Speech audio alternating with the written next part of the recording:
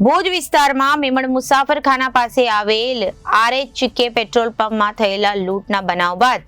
એ division PI Parmar તથા local crime બ્રાન્ચના PSI અને ચુડાસમા સાહેબ દ્વારા લૂંટની જગ્યાએ તાબડતોબ પહોંચી જતા ફરિયાદી પેટ્રોલ પંપની ઓફિસ પર છરી બતાવીને 33,000ની લૂંટ ચલાવનાર 2 આરોપીઓને ઝડપી પાડ્યા હતા અને આગળની તપાસ શરૂ કરી છે। ભુજ વિસ્તારમાં મેમણ મુસાફરખાના પાસે આવેલ 4HK પેટ્રોલ પંપમાં થયેલ લૂંટનો બનાવ અંગે ડિવિઝન પીઆઈ પરમાર સાહેબ તથા લોકલ ક્રાઇમ બ્રાન્ચના પીએસઆઈ અને ચુડાસમા દ્વારા લૂંટની જગ્યાએ તાબડતોબ પહોંચી જતા ફરિયાદી પેટ્રોલ પંપની ઓફિસ પર છરી બતાવીને 33,000ની લૂંટ ચલાવી ફરાર થઈ ગયો હતો અને સિતારા ચોક ભુજવાળાએ ફરિયાદી નોંધાવી હતી તથા પેટ્રોલ પંપ પર રહેલ કર્મચારીને છરી બતાવી લૂંટ જેવા ગંભીર ગુનાને અંજામ આપી નાસી છૂટનારાને તાત્કાલિક અલગ અલગ તપાસની ટીમ બનાવી હતી અને પેટ્રોલ પંપની સીસીટીવીના ફૂટેજને ઝીણવટભરી તપાસ કરતા બાતમીના આધારે બંને આરોપી દાદુપીર રોડના સિતારા ચોકથી જાળીમાંથી દબોચી લઈ આગળની કાર્યવાહી શરૂ કરી છે। પેટ્રોલ પંપની લૂંટને અંજામ આપ્યો હોવાનું આરોપી દ્વારા કબૂલ કરવામાં આવ્યું હતું અને લૂંટમાં વપરાયેલ હથિયાર તથા મુદ્દામાલ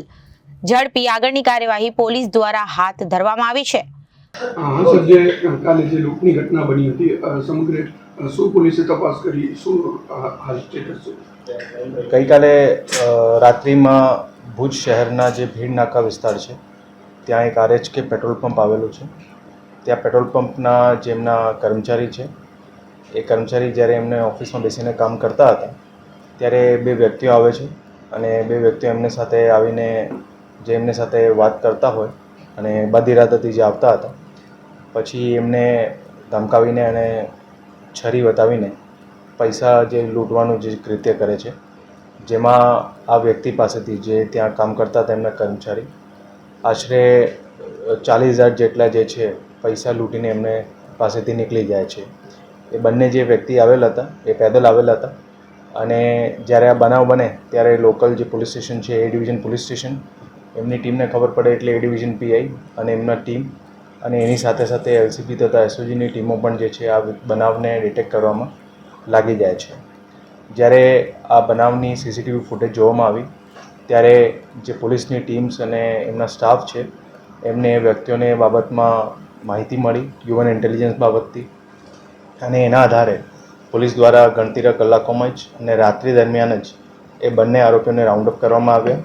અને હાલ એ લોકો અટક કરવામાં આવ્યા છે અને આગળની જે છે રિમાન્ડની પ્રક્રિયા એમાં ચાલુ છે। જે બનાવ બન્યું હતું જ્યારે ફરિયાદીએ ફરિયાદ જણાવેલ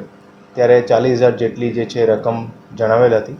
પણ ખરેખર જે પછી આ આરોપી પાસેથી જે રકમ રિકવર થઈ એ ખરેખર 33,000 છે અને જે રકમ ફરિયાદીએ જણાવેલ હતી કારણ કે એમને પણ એક્ઝેક્ટ ખબર નહીં હતી કેટલું થયો છે પણ જે આરોપીઓ પાસેથી રિકવર થઈ એમાં 33,000 છે એટલે 33,000 રૂપિયાની લૂંટનો બનાવ બનેલ હતો અને 33,000ને ટોટલ રકમ જે છે પોલીસની ટીમો દ્વારા રિકવર કરવામાં આવેલ છે। જે આ બનાવ બનેલ હતું એ પોલીસ દ્વારા એકદમ એમને તાત્કાલિક અને સિરિયસલી લઈને અલગ અલગ દિશાઓમાં જે ટીમો બનાવવામાં આવેલ હતી એમાં આધારે બંને આરોપીઓને તાત્કાલિક રાઉન્ડ અપ કર્યા અને એ ડિવિઝનના પીઆઈ, બી ડિવિઝનનો સ્ટાફ, એ ડિવિઝનનો પણ સ્ટાફ, LCB બધી ટીમો જે રીતે લાગેલી હતી એટલે ડિટેક્ટ કરવામાં આવ્યો છે અને જે 2 આરોપી છે એ 2 આરોપીઓના નામ છે અલ્તાફ ઉર્ફે પંચર ઉસ્માન મામન અને રિયાઝ ઉર્ફે ખોખો ભયું મામન। એ બંને જે છે એ ભુજના રહેવાસી છે અને બંનેની જે જૂની ક્રાઇમ હિસ્ટ્રી પણ છે જેમાં લૂંટના ગુના હોય, બોડીલી ઓફેન્સીસ હોય, ચોરીના ગુના હોય, એ અલગ અલગ ટાઈપના ક્રાઇમના જે છે એમના ઇન્સિડન્ટ્સ જૂના કરેલા છે। સાહેબ, લૂંટ કરવા પાછળનો ઉદ્દેશ શું હતો? તેમની પાસે આર્થિક સંકળામણ હતી કે બીજું કોઈ કારણ શું સામે? હાલ એમની તપાસ ચાલુ છે પણ પ્રાથમિક રીતે જે રીતે જાણવામાં આવે છે એ પ્રમાણે એમને પૈસાની જનરલી જે છે જરૂરિયાત હતી એના ઉદ્દેશ્યથી જે છે એમને દ્વારા કૃત્ય કરવામાં આવેલ હતું। સાહેબ, ગણતરીના કલાકોમાં લૂંટનો ભેદ ઉકેલાયો છે, કઈ એવી કડી મહત્વની સાબિત થઈ જેના કારણે પોલીસ ઝડપથી આરોપી સુધી પહોંચી? જેમ હું આપણે બધાને જણાવ્યું કે જે પોલીસની ટીમોએ જે તાત્કાલિક જે આ બનાવની ખબર પડી અને અલગ અલગ દિશાઓમાં જે ટીમો કામે લાગી હતી અને એના જ અનુસંધાને જે સીસીટીવી ફૂટેજ જોવામાં આવ્યા હતા એના ફૂટેજના આધારે પોલીસને હ્યુમન ઇન્ટેલિજન્સ પણ એમાં બાતમી મળી અને એની સાથે સાથે જે લોકોના ફેસ હતા એ ફેસના આધારે પણ જે છે જે અમારા સ્ટાફ છે એમને પણ એક આઈડિયો લાગી ગયો હતો જેના આધારે પોલીસને જે છે તાત્કાલિક આ ગુનાને ડિટેક્ટ કરવામાં મદદ મળી છે। સાહેબ જે હરિપર પાસે પોલીસ લાઈનમાં ચોરી થઈ હતી એની હજી સુધી ડિટેક્ટ નથી થઈ.